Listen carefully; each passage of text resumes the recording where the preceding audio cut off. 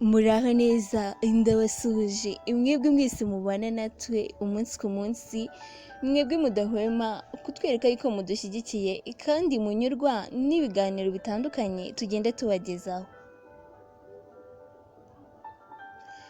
Tugiye gutangira inkuru nshyashya y'uruhererekane yitwa Umwali WANSHEGEJE umutima. Dutangiye inkuru yacu hari umuntu uri kutubarira inkuru y'urugendo rw'ubuzima bwe.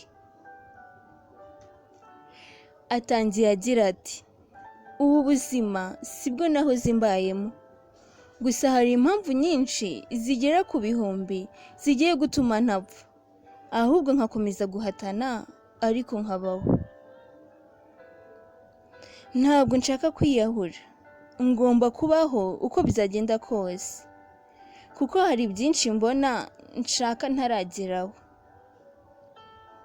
Ngomba kuva hano ndi hatari heza, nkahindura aya mateka y'ubuzima bwanjye. Dore uko byatangiye kugira ngo mbe ndahandi. Nakuze nk'abandi bana uko bakura.